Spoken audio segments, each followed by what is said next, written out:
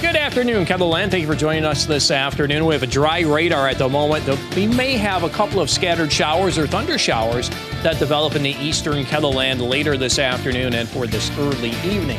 Temperatures are in the 60s and 70s. It looks like we will have highs in the 70s today with mostly sunny to partly cloudy skies. I'll have more details on your forecast coming up as we begin midday in KELOLAND.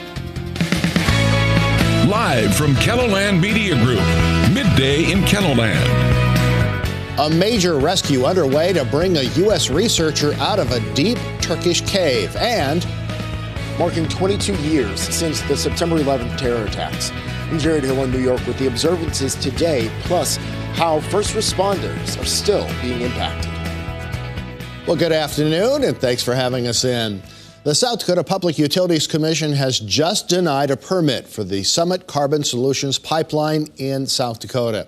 It was one of the state commission's first decisions as the SCS hearing started early this morning in Fort Pierre.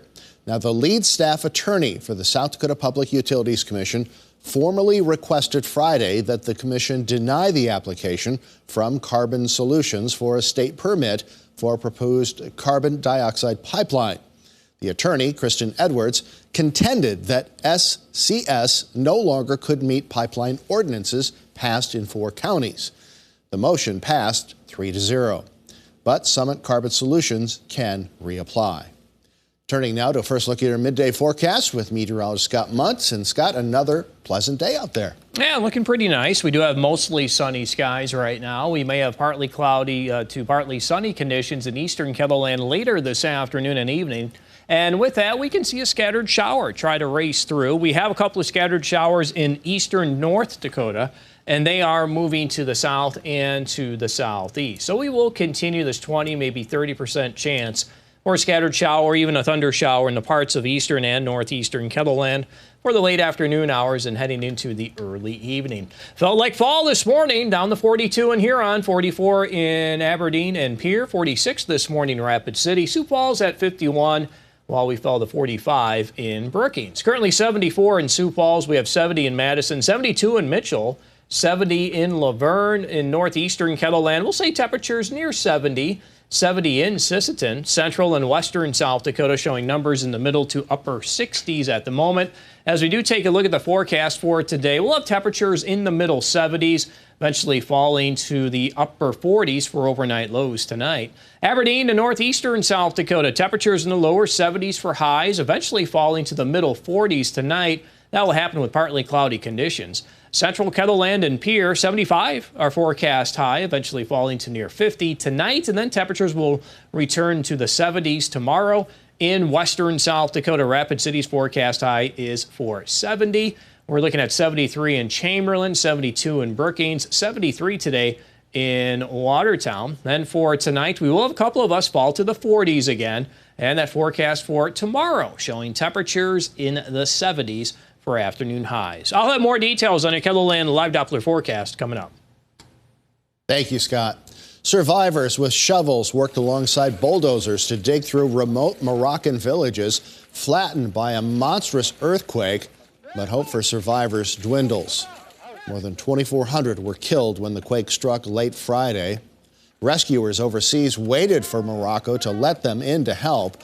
A French aid group that specializes in locating people trapped under debris said it is withdrawing an offer to send a 9-person search and rescue team after waiting without success for a green light from Morocco to deploy. The American researcher who became seriously ill during a descent into one of the world's deepest caves is on his way back to the surface. Teams from around the world are helping rescue Mark Dickey from a cave in Turkey. Now, 9 days ago, the 40-year-old was hit with gastric pain that turned into bleeding and vomiting at a terrifying depth of about 3,000 feet below the surface. Now, Dickey and his rescuers have since zigzagged a path higher than New York's Empire State Building, with a team from each country assigned to a specific stage to help on the way up. Turkish officials expect the rescue to be complete as soon as Tuesday or Wednesday, and then Dickey will finally receive the full medical attention that he needs. Tennis star Novak Djokovic has done it again. The 36-year-old Serb won the U.S. Open, for the fourth time Sunday night, beating Daniil Medvedev in straight sets. Djokovic is the oldest man to ever win the tournament, but there's no sign that Father Time is catching up with him.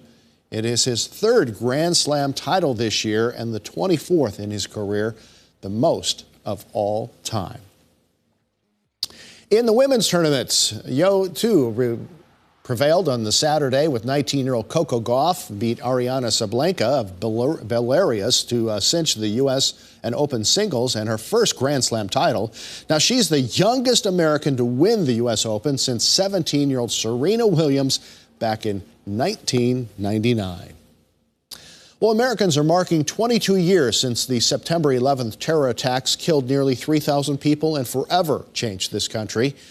Jared Hill reports from the annual commemoration at Ground Zero in New York City. Mourners gathered in Lower Manhattan to remember the thousands of lives lost in the September 11th terror attacks 22 years ago today. James M. Amato. Joseph Amatuccio. In keeping with tradition, family members read aloud the names of loved ones who were killed. My sister, Jody Tepedino Nicolo. We miss you, Jody. We love you. Your light still shines as bright as it ever did. At the Pentagon, an American flag was unfurled, and Defense Secretary Lloyd Austin took part in a wreath laying to honor the nearly 200 lives lost there.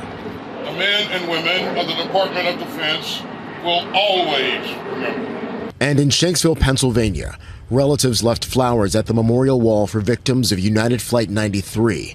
The plane crashed when passengers tried to overtake the hijackers. Back here in New York, the fire department, which lost 343 members that day, continues to lose members even now.